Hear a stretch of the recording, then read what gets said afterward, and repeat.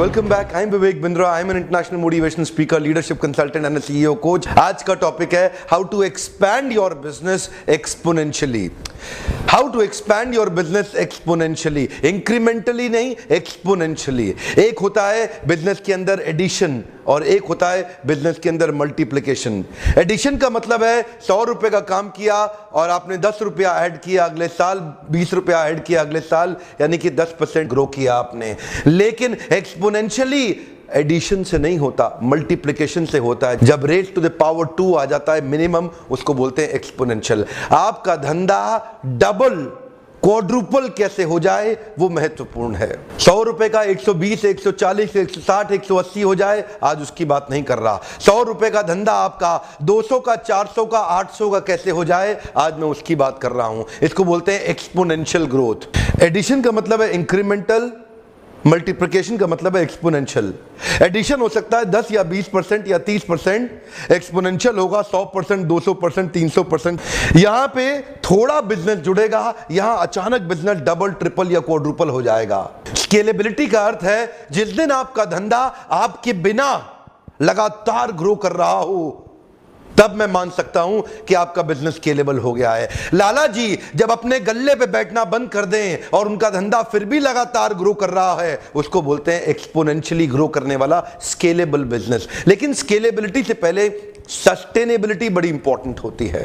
लोग स्केलेबिलिटी का ट्राई मारते हैं, लेकिन कई बार उनकी इमैच्योर डेथ हो जाती है उनकी कंपनी की, क्योंकि वो एक्सपेंशन में निकल जाते हैं, ग्रॉस मार्जिन नहीं रहा, ग्रॉस प्रॉफिट खतरे में आ गया और डेड हो गए.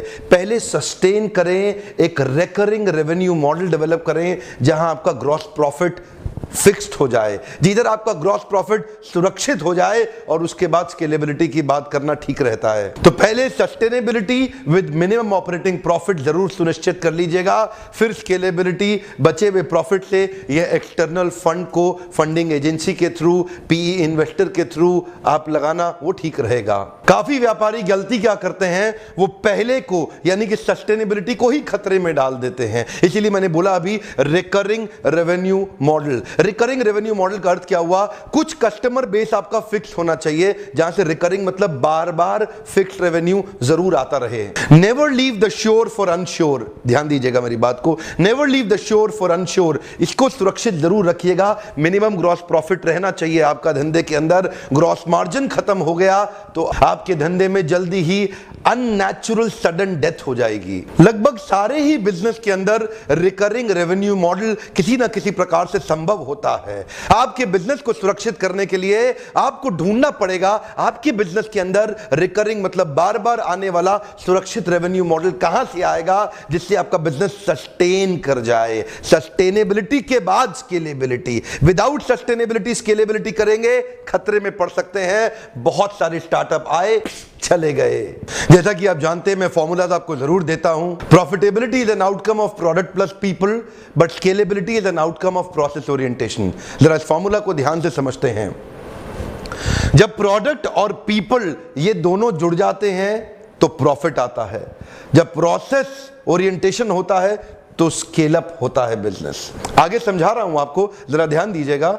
उदाहरण के रूप में बहुत सी ऑर्गेनाइजेशन से हम पूछते हैं कि आपको स्केल अप करने के लिए क्या चाहिए, वो बोलते हैं बहुत बढ़िया प्रोडक्ट चाहिए. हम उनसे पूछते हैं धंधे को एक्सपैंड करने के लिए क्या चाहिए, वो कहते हैं बढ़िया प्रोडक्ट होगा ना तो बिजनेस एक्सपैंड अपने आप हो जाएगा, प्रोडक्ट पे ध्यान दो. एक्चुअली बहुत बार ये बात सही नहीं है. कई बार प्रोडक्ट बहुत बढ़िया होता है लेकिन फिर भी वो बिजनेस एक्सपैंड नहीं कर पाता.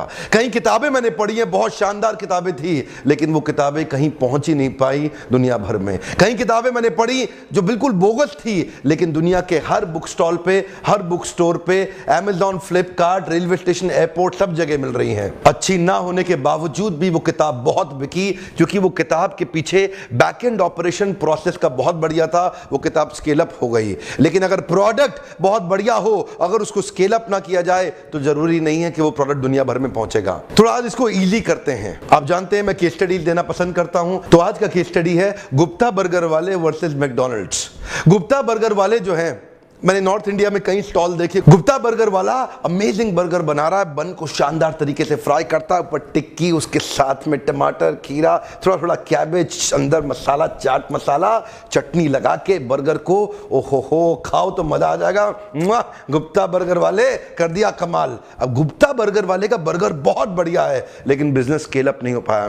क्यों जानते हैं? उसमें दो चीज है, एक है पर्सनालिटी यानी कि पीपल, और दूसरा है प्रोडक्ट। पीपल और प्रोडक्ट दोनों बहुत बढ़िया है तो गुप्ता बर्गर वाले को प्रॉफिट मिल रहा है। उसके बर्गर की कॉस्ट आ रही है 15 रुपया, बेच रहा है 30 रुपए का, 100% ग्रॉस मार्जिन। कमाल हो गया। गुप्ता बर्गर वाला हो सकता है बढ़िया नोट कमा जाए। पर दूसरी तरफ मैकडॉनल्ड अपने बर्गर के टेस्ट के कारण नहीं जाना जाता।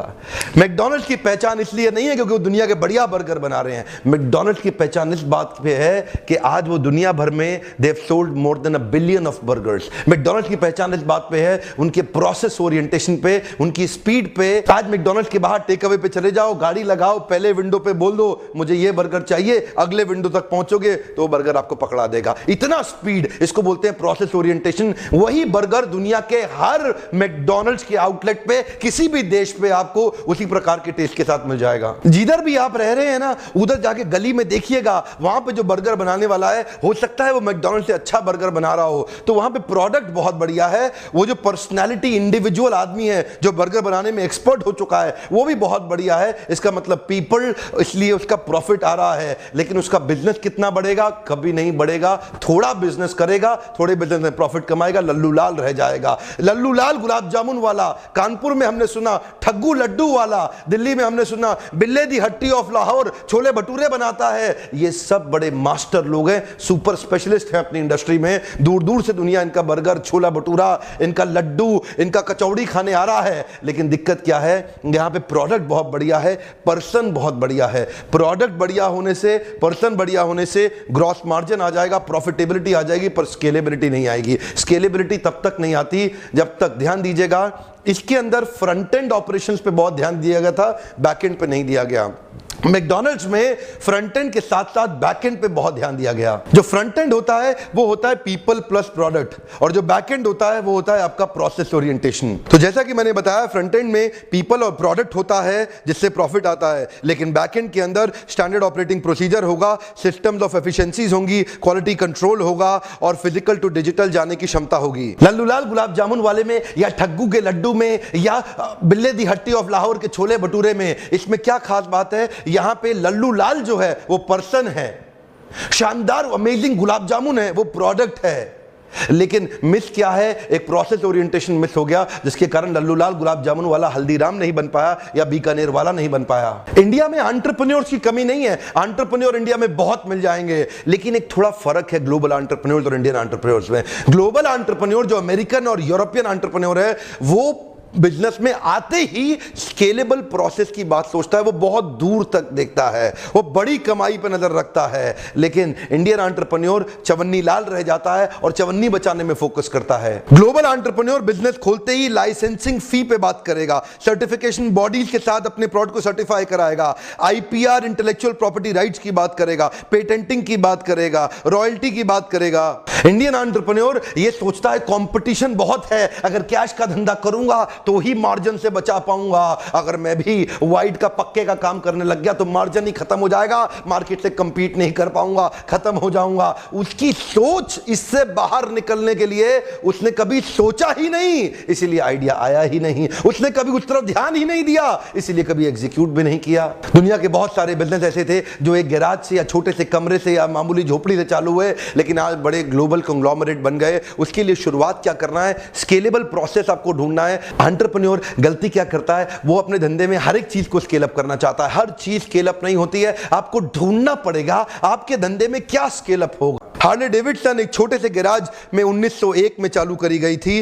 वॉल्ट डिज्नी ने डिज्नीलैंड को भी एक छोटे गैराज से ही शुरू किया था। जेफ बेजोस की अमेज़न भी 1994 में छोटे गैराज से शुरू हुई। बिल ह्यूलेट और डेव पैकर्ड ने मिलकर 1939 में ह्यूलेट पैकर्ड की शुरुआत बहुत छोटे से करी थी। आज कैलिफोर्निया के उस स्थान को सिलिकॉन वैली के रूप में जाना जाता है। 98 में लैरी पेज और सर्गे ब्रिन ने मिलकर के कैलिफोर्निया में गूगल स्टार्ट किया था। स्टीव जॉब्स, स्टीव वोजनिक और रोनाल्ड ने भी कैलिफोर्निया में 1970 1976 में एप्पल की शुरुआत एक बहुत छोटे गैराज से करी।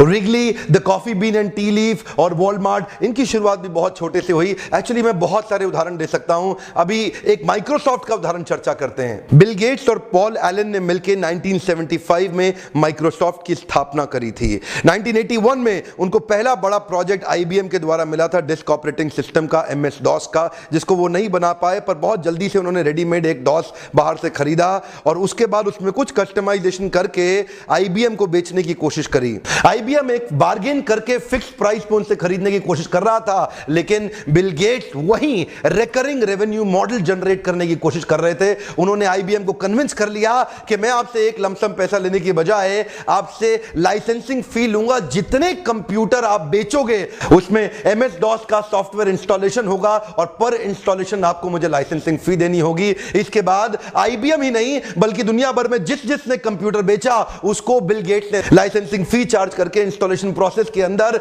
एक रिकरिंग रेवेन्यू मॉडल जनरेट किया, जिससे माइक्रोसॉफ्ट ने नेक्स्ट लेवल पे चली गई। ढूंढिए आपके बिजनेस के अंदर क्या स्केल अप किया जा सकता है। कॉलेज टाइम पे एक छोटे से गैराज से हार्वर्ड की पढ़ाई को छोड़ के आज बिल गेट्स ने मोनोपोली जनरेट कर ली है अपनी माइक्रोसॉफ्ट की विंडोज के थ्रू पूरी दुनिया के अंदर। एक्चुअली थोड़े दिन पहले यूट्यूब के नीचे कमेंट बॉक्स में मेरे एक वीडियो में किसी ने कमेंट में कुछ 2-3 लोगों ने लिखा कि क्या डॉक्टर बिंद्रा ये पॉसिबल है क्या इंडियन कॉन्टेक्स्ट के इंडियन एंटरप्रेन्योर्स की कुछ एग्जांपल दें जिससे हमारा अंडरस्टैंडिंग और खुल सके, बढ़ सके। तो मैं सोचा आज चर्चा करूं अरविंद आई केयर हॉस्पिटल, जिसने तूफान ला दिया पूरी दुनिया के अंदर। आई केयर हॉस्पिटल्स के अंदर it is the world's largest eye care hospital chain series जो उन्होंने चालू करी। डॉक्टर गोविंदप्पा वेंकट स्वामी ये बड़े रेवोल्यूशनरी आदमी निकले। आज दुनिया भर में इन्होंने जो आई केयर के अंदर रेवोल्यूशन ला दिया, नेत्रहीन व्यक्ति को आंख की रोशनी देने के मिशन के साथ एक मिशनरी स्पिरिट पे पूरी दुनिया में इन्होंने धंधे को फैलाया। इनकी केस स्टडी तो ऐसी है जिससे आज हार्वर्ड भी इनकी केस स्टडी को बेच बेच के पैसा कमा रहा है। यूएस के अंदर आंख के जिस ऑपरेशन के लिए $1800 उस समय चार्ज किया जाता था, तब उस समय गोविंदप्पा वेंकट स्वामी ने उसको $10 के अंदर उपलब्ध कराया उस सेवा को। और कहां $1800 और कहां $10। इसको बोलते हैं अरविंद आई केयर हॉस्पिटल ने मॉडल को इतना स्केलेबल किया। इन्होंने देखा सबसे ज्यादा नेत्रहीन लोग पूरे पृथ्वी पे हिंदुस्तान में ही हैं, यही इन्होंने एक अपॉर्चुनिटी देखी और उसके बाद इसी मॉडल को ये एशिया में, पूरे एशिया में फैलाया, अफ्रीका लेके गए और अमेरिकन उस कॉन्टिनेंट में, अमेरिका के, साउथ अमेरिका के, जहां लोगों के पास मेडिकल फैसिलिटी और धन की कमी थी। देखिए अगर आप कंफ्यूज हो रहे हैं कि मैं बोल रहा हूं डॉक्टर गोविंदप्पा वेंकट स्वामी ने सर्विसेज को सस्ता कर दिया तो फिर कैसा कमाया, मैं भी आपको शेयर करता हूं, जरा ध्यान दीजिएगा। डॉक्टर गोविंदप्पा वेंकट स्वामी का एक नियम है कि हम रेट इस बात पे नहीं निर्धारित करेंगे कि सर्जरी में खर्चा कितना आता है, बोले हम रेट इस बात पे निर्धारित करेंगे कि सामने वाले की पैसा देने की क्षमता कितनी है। अरविंद आई केयर हॉस्पिटल्स ने क्या किया, 70% ऑपरेशन जितने भी करते हैं वो एकदम फ्री ऑफ कॉस्ट करते हैं और बाकी 30% ऑपरेशन जो करते हैं उसको भी सब्सिडाइज्ड कॉस्ट पे करते हैं।